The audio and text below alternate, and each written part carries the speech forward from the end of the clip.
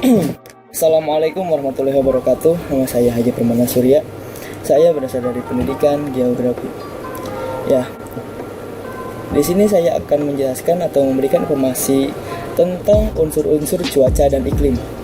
Ketika kita berbicara tentang unsur-unsur cuaca dan iklim, kita harus mengetahui dulu apa itu cuaca, apa itu iklim. Pertama adalah cuaca. Cuaca adalah kejadian di atmosfer atau fenomena-fenomena di geosfer dengan cakupan wilayah yang relatif kecil dan waktu juga relatif cepat. Dan sedangkan iklim adalah fenomena geosfer atau rata-rata cuaca pada cakupan wilayah yang luas dan juga dengan kurun waktu yang sangat lama. Oke, langsung saja kita tembus ke dalam unsur-unsur cuaca. Yang pertama adalah unsur-unsur cuaca. Pertama adalah radiasi sinar matahari. Katakan radiasi sinar matahari. Radiasi sinar matahari adalah perpindahan massa energi tanpa adanya perantara atau tanpa adanya pengantar. Jadi perpindahan massa energi yang dihasilkan oleh matahari terjadi secara langsung ke bumi. Seperti itu. Yang kedua adalah lamanya penyinaran dan sudut datang matahari. Ya. Lamanya penyinaran dan sudut pandang matahari. Ketika dikatakan dengan namanya penyinaran dan sudut pandang matahari, maka lamanya penyinaran dan sudut pandang matahari sangatlah mempengaruhi jumlah energi yang dihasilkan atau jumlah energi yang diterima oleh bumi. Seperti dengan lamanya penyinaran matahari di suatu wilayah, maka semakin besar pula energi yang dihasilkan dari penyinaran tersebut. Ya. Yang ketiga adalah suhu udara. Ya. Suhu udara adalah nilai derajat dingin atau panas pada suatu batasan ruang atau wilayah. Yang keempat adalah kelembaban udara. Banyak sedikitnya uap air yang ada di udara. Kelembaban udara ini terbagi ke dalam dua bagian. Yang pertama adalah kelembaban secara relatif, yang kedua adalah kelembaban secara absolut. Oke, yang kelima adalah tekanan udara. Ya, disebut dengan tekanan udara karena udara memiliki ukuran dan tekanan. Disebabkan memiliki ukuran dan tekanan, maka udara tersebut juga memiliki massa. Yang keenam adalah penguapan. Penguapan terbagi ke dalam tiga bagian. Yang pertama adalah evaporasi, yang kedua adalah transpirasi, yang ketiga adalah evapotranspirasi. Bila dikaitkan dengan evaporasi adalah penguapan yang terjadi di wilayah yang terbuka atau perairan yang terbuka, maka transpirasi adalah penguapan yang terjadi pada makhluk hidup. Oke, bila dikaitkan dengan evaporasi transpirasi, maka apa itu evapotranspirasi? Evapotranspirasi adalah jenis penguapan yang menggabungkan dari evaporasi dan transpirasi. Oke, yang ketujuh adalah penutupan awan.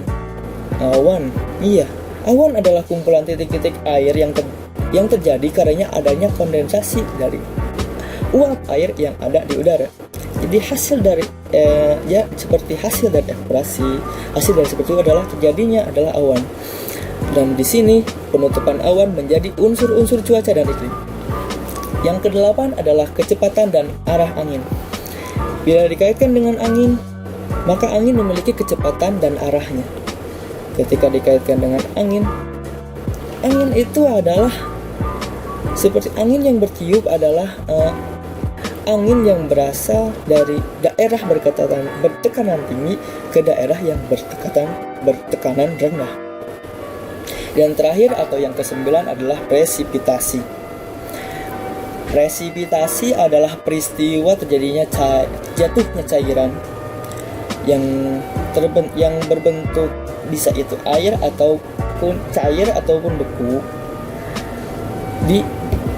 dari atmosfer ke permukaan bumi. Dan presipitasi ini juga terbagi ke dalam tiga jenis. Yang pertama adalah embun, yang kedua adalah hujan, yang ketiga adalah salju. Bila dikatakan embun adalah uap air yang mengalami proses pengembunan dari proses berubahnya gas menjadi cairan. Dan hujan, seperti yang kita ketahui, jatuhnya air dari atmosfer ke permukaan bumi. Dan salju, ya seperti sama dengan hujan, hanya berbeda pada bentuk apa yang dijatuhkan. Jika hujan cair, maka salju adalah cairan yang beku. Ya, seperti air yang jatuh dari awan yang telah membeku menjadi padat. Iya, maka dikatakan seperti hujan. Ya, itu adalah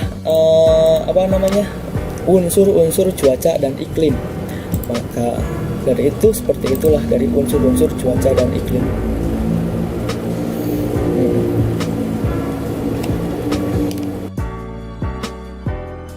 Untuk selanjutnya kita pergi ke alat-alat mapping. Untuk alat-alat mapping yang pertama adalah Gun Belani. Fungsi Gun Belani digunakan untuk mengukur pemanasan bumi oleh matahari. Yaitu semakin besar selisihnya, maka semakin banyak panas yang diserap oleh bumi. Atau digunakan untuk mengukur penguapan permukaan. Cara kerja alat, sewaktu memasang alat di pagi hari, alat akan dibalik dan dikembalikan sehingga permukaan air dalam tabung mendekati nol. Air dalam volume konstan dan bila terkena cahaya matahari akan menguap dan berkondensasi sehingga air turun ke bawah. Ya, seperti ini.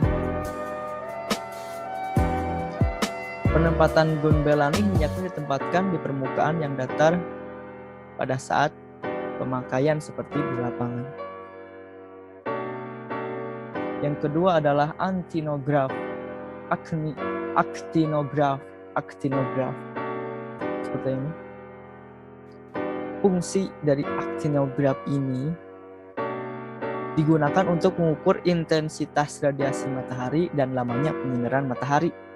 Dengan cara kerja, alat ini punya sebuah pencatatan otomatis di atas sebuah kertas putih bergrafik. Kertas putih tersebut nantinya akan menuliskan grafik sesuai dengan penerimaan cahaya pada bola kaca yang menyerupai conveyor. Ya, grafik yang ada seperti ini. Penempatannya ditempatkan di ruangan yang terbuka yang terkena oleh pancaran sinar matahari langsung dengan posisi tegak, tidak terbalik seperti itu. Yang ketiga adalah barometer.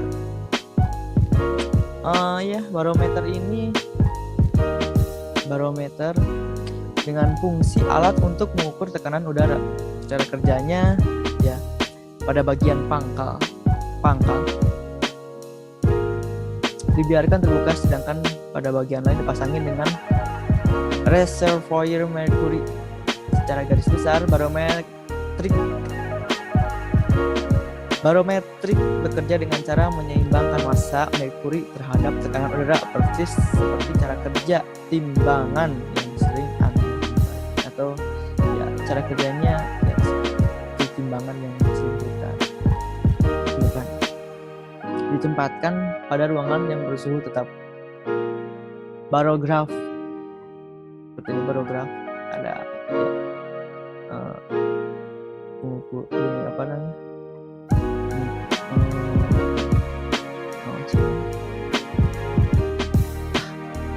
langsung saja. Fungsi barograf adalah alat ukur tekanan udara yang dapat mencatat sendiri.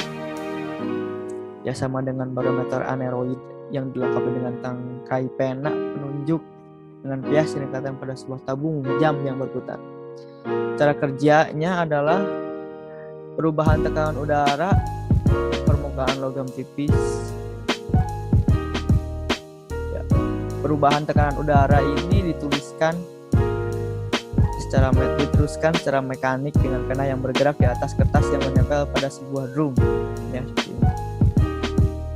drum perekam digerakkan secara presisi baik menggunakan mekanisme jarum jam manual maupun jarum jam baterai. Dan hasil rekaman tersebut disebut dengan barograf. alat ukur tekanan udara yang mencatat mandiri dengan satuan milibar, dipasang tegak lurus pada dinding yang kuat dengan tinggi lebih dari 1 meter dari lantai. Ya, ada saran sebaiknya dipasang di lemari kaca latar belakang yang putih untuk memudahkan pembacaan. Yang kelima adalah anemometer. Ya, dikaitkan dengan anemo pasti saja dengan anemometer. Ya, seperti ini. Fungsi mengukur kecepatan angin dan besarnya tekanan angin yang banyak dipakai dalam bidang meteorologi, geofisika, atau stasiun perakiraan cuaca. Cara kerja dari alat ini sangat simpel dan hampir sama dengan kincir angin Belanda. Ya, ada baling-baling. Pada baling-baling atau mangkok yang berputar sesuai dengan arah mata angin. Jika putaran dari baling-baling semakin besar berarti angin sangat kencang. Sebaliknya, jika si anemometer tidak bergerak, ya maka tidak ada angin sama sekali. Ya, satuannya adalah meter per detik, ya, kilometer per jam, mil per jam. Ya, penempatannya pastilah dia tidak di dalam ruangan, pasti di luar ruangan penempatannya. Jarak obstacle berupa vegetasi atau bangunan dari kaki tiang anemometer minimal 30 kaki obstacle tersebut, atau sudut yang terbentuk kurang dari 1,9 derajat. Ya, untuk obstacle yang besar memiliki dimensi yang lebar, sudut yang terbentuk terhadap tiang anemometer harus kurang dari 10 derajat. Untuk obstacle tipis seperti tiang atau pohon yang ramping tipis, tingginya tidak boleh lebih dari 8 meter dengan jarak minimal 15 kali lebar obstacle tersebut terhadap tiang anemometer. Selanjutnya adalah termometer tanah rumput. Ya, termometer tanah rumput jika dikaitkan dengan termometer sepertinya akan menjadi alat ukur. Ya, fungsinya adalah untuk mengukur temperatur atas suhu tanah rumput pada masing-masing kedalaman. Cara kerjanya adalah alat termometer ini terdiri dari 7 buah alat yang pada bagian bawahnya di dalam tanah.